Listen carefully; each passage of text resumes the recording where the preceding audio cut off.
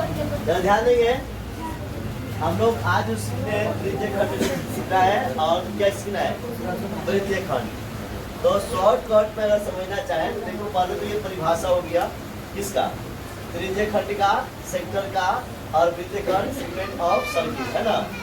तो हम बात करेंगे इसके परिभाषा में, वृत्तीय क्षेत्र का वह भाग जो दो त्रिज्याओं और संगत चाप से घिरा हो, उस वृत्त का एक त्रिज्यीय खंड कहलाता है। यानी दो त्रिज्याएं और एक क्या हो, संगत चाप से क्या हो, घिरा हो, क्या कहलाएगा, त्रिज्यीय खंड कहलाएगा। ठीक है।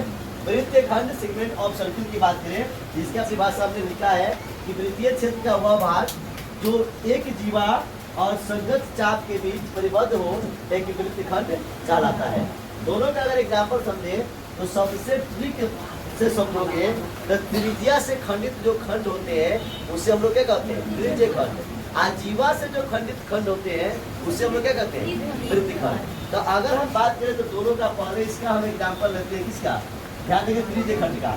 मान लो कि ये क्या है बाबू, यह वृत्त है, क्या है, ये केंद्र हुआ, मान लो क्या है, केंद्र है। ठीक है। अब इस केंद्र में आपको देखो कि मैंने यहाँ पे क्या किया,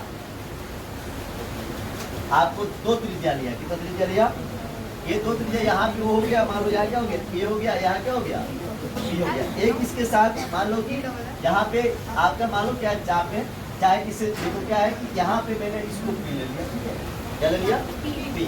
तो देखो ये दो संगत जो चाप है, क्या है, दो मतलब क्या है, चाप नहीं है, दो त्रिज्याएं है, क्या है, ओ और ए और ओ बी, ये दो क्या है, त्रिज्याएं है, क्या है, त्रिज्या है। तो मैंने यहाँ पे परिभाषा में लिखा है कि वृत्तीय क्षेत्र का वह भाग जो दो त्रिज्याओं और संगत चाप से क्या हो, घिरा हो। तो किससे घिरा हुआ है, संगत चाप से दोनों क्या हुआ है, घिरा हुआ है।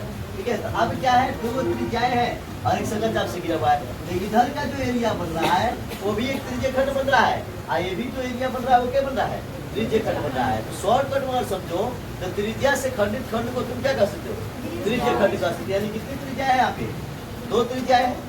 कौन सा त्रिज्या है, आपको एक इधर वाला त्रिज्या है, ये भी इधर खंड है, तो इसमें क्या बनेंगे, दीर्घ त्रिज्यीय खंड, क्या बनेंगे, दीर्घ त्रिज्या खंड। और इसमें क्या बनेंगे, लघु, क्या बनेंगे, लघु त्रिज्या खंड। ठीक है बाबू, आप देखो यहाँ तक कहीं किसको डाउट नहीं है। ठीक है।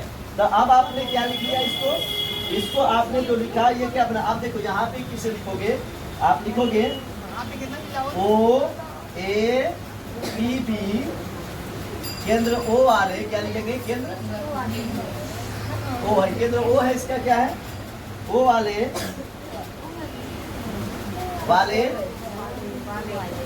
वृत्त का एक क्या है, त्रिज्यीय खंड है, क्या है, त्रिज्यीय खंड है। अब क्या त्रिज्यीय खंड है, देखो ओ ए पी बी, देखो ओ ए पी बी क्या है, एक त्रिज्यीय खंड है। ये कौन छोटा सा खंड बना रहा है, कौन खंड बना रहा है, छोटा सा, तो इसे हम लोग क्या कहेंगे, लघु। आज जो बड़ा होगा उसे क्या कहेंगे, दीर्घ। तो ये दो त्रिज्याओं से और एक संगत चाप बना, कौन चाप बना, संगत चाप का मतलब कहने का अर्थ है दो त्रिज्याओं से और एक संगत चाप से क्या होता है, जो खंड बनता है उसी को हम लोग क्या कहते हैं, त्रिज्या खंड कहते हैं। तो मुझे उम्मीद है कि आपको समझ में आ गया होगा दीर्घ त्रिज्यीय खंड और क्या चीज, लघु त्रिज्यीय खंड। अब देखिए वृत्त की अगर बात हम करें तो वृत्त देखो, ये मान लो क्या है, ये वृत्त है, ये केंद्र है, क्या है, तो आप जानते हो वृत्त पर अनेक जीवाएं खींची जा सकती है। अब यहाँ पे मान लो कि तुम जीवा खींची दिए, क्या खींचिए बाबू, जीवा। इसमें एक संगत चाप भी होना चाहिए, क्या होना चाहिए बाबू। तो मान लो कि इसका नाम, इस जीवा का नाम है ए बी, क्या नाम है, और इसका संगत चाप मान लो कि आपने यहाँ क्या बना दिया, बी बना दिया, क्या बना दिया, समझ रहे हो ना। तो क्या बनाया आपने, वृत्त खंड बनाया। कैसे, मैंने आपको बताया है कि वृत्त को जब त्रिज्या से खंडित कर दिया जाए तो क्या बन जाएगा, त्रिज्यीय खंड। तो कितने त्रिज्या होनी चाहिए, दो, कम से कम कितने होनी चाहिए, दो। तो दो त्रिज्या से जब खंडित होगा और एक चाप होना चाहिए, संगत चाप, तो उस चाप से क्या होगा, जो क्लियर होगा। तो आपने देखा कि ये संगत चाप जो बन रहा है, कौन सा बन रहा है, संगत चाप। तो यहाँ पे दो त्रिज्याएं मतलब मिली तो एक छोटा सा खंड बना, ये क्या कहलाया, लघु त्रिज्यीय खंड। और जो बड़ा खंड बनाया वो क्या कहलाया, दीर्घ त्रिज्यीय खंड। उसी तरह से मैंने एक व्यास लिया, इसमें वृत्त है, तो आप जानते हो कि कई व्यास आप क्या लिख सकते हो। इस व्यास का नाम क्या रहा, ए भी रहा, और एक चाप लिया, उस चाप का नाम क्या रहा, बी रहा। तो आप देखो कि इसकी एरिया में कौन बड़ा है और कौन छोटा है। तो जो छोटा है वो लघु वृत्तखंड बोलेगा, और जो बड़ा है वो क्या बोलेगा, दीर्घ वृत्तखंड। तो इसमें दीर्घ वृत्तखंड कौन हो जाएगा बाबू, दीर्घ वृत्तखंड, ठीक है। और ये क्या हो जाएगा, लघु वृत्तखंड। तो ये बोलिए किसी को दिक्कत है यहाँ तक समझने में, आए नहीं है, ठीक है।